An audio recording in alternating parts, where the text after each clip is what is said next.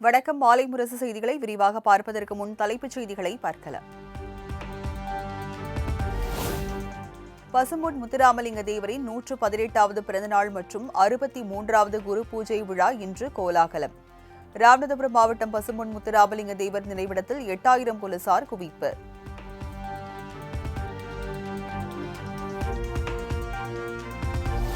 தேவர் குரு பூஜை விழாவை முன்னிட்டு குடியரசு துணைத் தலைவர் சி.பி. ராதாகிருஷ்ணன், முதலமைச்சர் மு.க.ஸ்டாலின் இன்று பசும்பொன் பயணம்.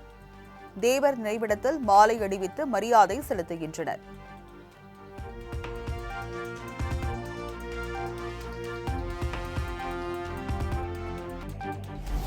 முத்துராமலிங்க தேவர் ஜெயந்தியை முன்னிட்டு மதுரையில் இன்று போக்குவரத்து மாற்றம்.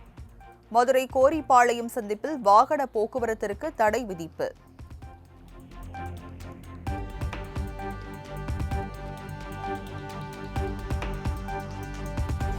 தமிழ்நாட்டில் தேசிய ஜனநாயக கூட்டணியை விரிவுபடுத்த விரும்புகிறோம். தனியார் தொலைக்காட்சிக்கு அளித்த பேட்டியின் போது விஜயுடன் பாஜக கூட்டணியா என்ற கேள்விக்கு மத்திய உள்துறை அமைச்சர் அமித்ஷா பதில்.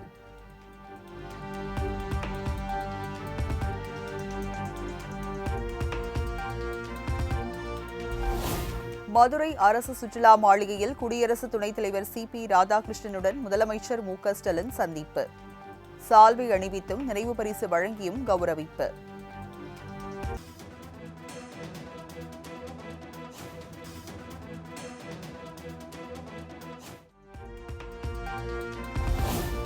பொய் துரோகத்தை தவிர வேறு எதையும் எடப்பாடி பழனிசாமியிடம் எதிர்பார்க்க முடியாது, அது அவரது வரலாறு என முதலமைச்சர் மு.க.ஸ்டாலின் விமர்சனம். விளைந்த நெல்லை வாங்கவில்லை என அவதூறு பரப்பி விரக்தியின் உச்சத்தில் பேசி வருவதாகவும் காட்டம்.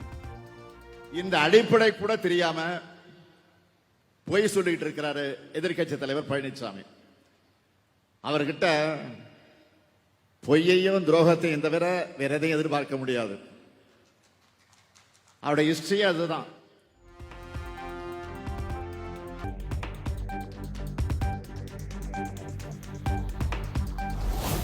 தமிழகத்தில் ஏற்பட்ட 3 பேரிடர்கள் பாதிப்புக்காக கோரிய 37,000 கோடியை மத்திய அரசு இன்னும் வழங்கவில்லை என முதலமைச்சர் குற்றச்சாட்டு. மத்திய அரசு நிதி தராவிட்டாலும் தமிழ் மக்களை காப்பதுதான் திராவிட மாடல் அரசின் கடமை என பேச்சு.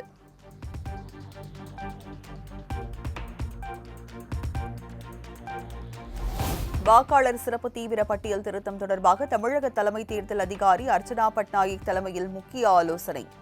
திமுக, காங்கிரஸ் உள்ளிட்ட அங்கீகரிக்கப்பட்ட அரசியல் கட்சி பிரதிநிதிகள் கூட்டத்தில் பங்கேற்பு.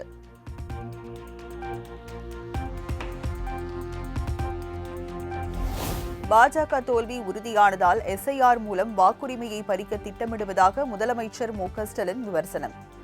ஜனநாயகத்தை காக்க அனைத்து கட்சிகளும் கூட்டத்தில் பங்கேற்க வேண்டும் என அழைப்பு.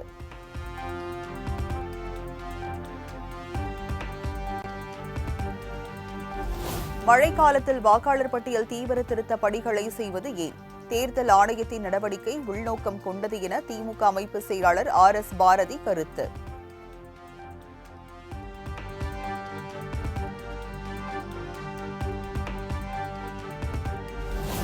வாக்காளர் பட்டியல் சிறப்பு தீவிர திருத்த பணிகளை அதிமுக வரவேற்கிறது. தேர்தல் ஆணையம் நடத்திய அனைத்து கட்சி கூட்டத்தில் பங்கேற்ற பின் அதிமுக முன்னாள் அமைச்சர் ஜெயக்குமார் பேட்டி.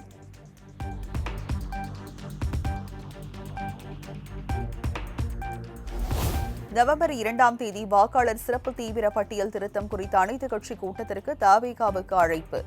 தமிழக அரசு சார்பில் நடைபெறும் கூட்டத்திற்காக சென்னை பனையூரில் பொதுச் செயலாளர் ஆனந்திடம் நேரில் அழைப்பு.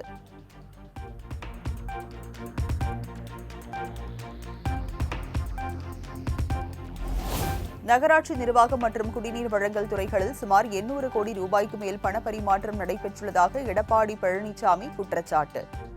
யாரையும் காப்பாற்ற முயற்சிக்காமல் நடுநிலையோடு முதல் தகவல் அறிக்கையை பதிவு செய்ய காவல்துறை பொறுப்பு டிஜிபிக்கு வலியுறுத்தல்.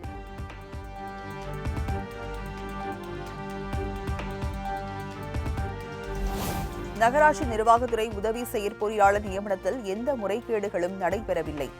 பல ஆண்டுகளுக்கு முந்தைய வழக்கை தூசு தட்டி எடுத்து களங்கம் கற்பிக்க அமலாக்கத்துறை முயற்சிப்பதாகவும் அமைச்சர் கே.என். நேரு குற்றச்சாட்டு.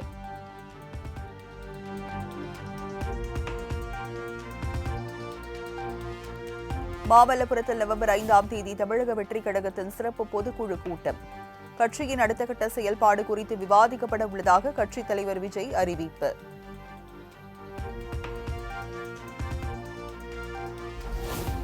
குற்றாலம் அரசு மாளிகையில் தங்கியிருந்த முதலமைச்சர் மு.க.ஸ்டாலினை பார்ப்பதற்காக இரும்பு கேட்டை தள்ளிக் கொண்டு சென்ற திமுகவினர். முண்டியடித்து சென்றதால் போலீசார் திமுகவினரிடையே தள்ளுமுள்ளு.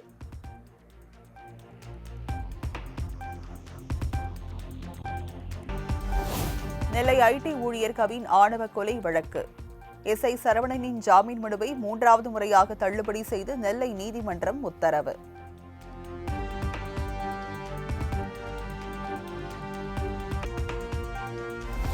நவம்பர் 1ஆம் தேதி முதல் வால்பாறைக்கு செல்லும் சுற்றுலா பயணிகள் இ-பாஸ் பெற வேண்டும். கோவை மாவட்ட ஆட்சியர் பவன்குமார் அறிவிப்பு.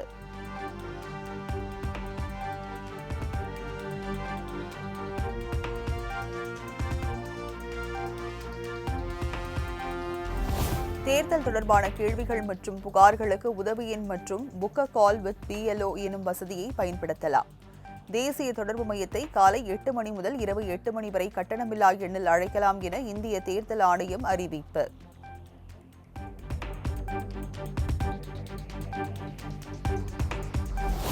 பீகாரில் தங்களின் வாரிசுகளுக்கு ஆட்சி அதிகாரத்தை கைப்பற்ற காங்கிரஸ், RJD கட்சிகள் துடிப்பதாக அமித்ஷா குற்றச்சாட்டு.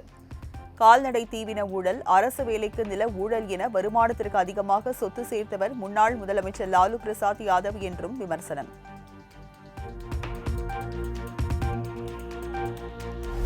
பீகார் மாநிலத்தில் கல்வி மற்றும் மருத்துவ துறைகளின் சீரழிவுக்கு பாஜக கூட்டணி ஆட்சியே காரணம்.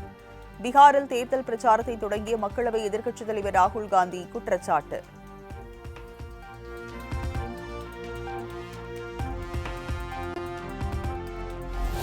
இளம் மக்கள் தொகையை கொண்டுள்ள இந்தியா ஒருநாள் சீன பொருளாதாரத்தை எட்டும் என்பதில் ஐயமில்லை. சீனாவின் மக்கள் தொகை சுருங்கி வருவதை சுட்டிக்காட்டி சிங்கப்பூர் முன்னாள் பிரதமர் லீ சியன் லூங் கருத்து.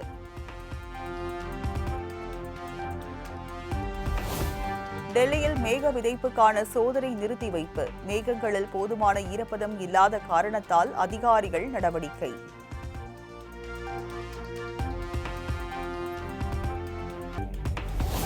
சபரிமலை மகரவிளக்கு பூஜை காலத்தில் தினமும் 90,000 பக்தர்களை அனுமதிக்க தேவசம் போர்டு வாரிய கூட்டத்தில் முடிவு.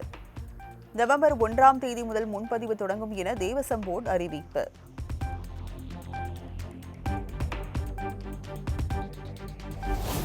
டெல்லியில் சுதந்திரமாக இருக்கிறேன், வங்கதேசத்திற்கு மீண்டும் திரும்பும் திட்டம் எதுவும் இல்லை.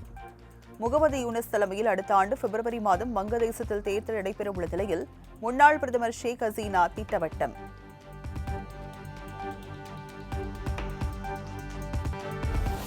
கடந்த 174 ஆண்டுகளில் இல்லாத அளவாக ஜமைக்காவை புரட்டி போட்ட மெரிசா புயல். மணிக்கு 280 கிலோமீட்டர் வேகத்தில் வீசிய சூறை காற்றுக்கு 15 பேர் உயிரிழப்பு. சாலை, ரயில், விமான போக்குவரத்து பாதிக்கப்பட்டதால் மக்கள் அவதி.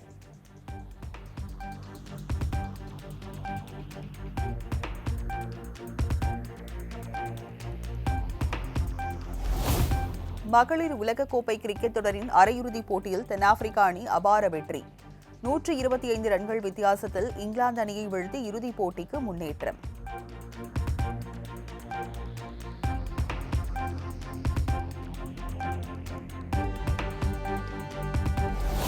இங்கிலாந்துக்கு எதிரான அரையிறுதிப் போட்டியில் 169 ரன்களை குவித்தார் தென்னாப்பிரிக்கா அணியின் கேப்டன் லாரா வால்வர்த். 143 பந்துகளில் 20 பவுண்டரி மற்றும் 4 சிக்சர்களுடன் 169 ரன்கள் அடித்து அசத்தல்.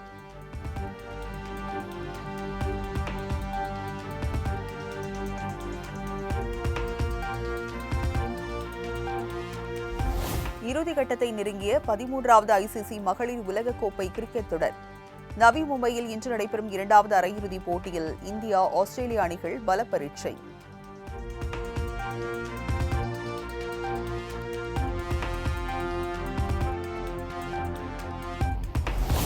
புரோ கபடி லீக் தொடரில் புனேரி பால்டன் அணி அபார வெற்றி. தெலுங்கு டைட்டன்ஸ் அணியை வீழ்த்தி இறுதிப் போட்டிக்கு முன்னேற்றம்.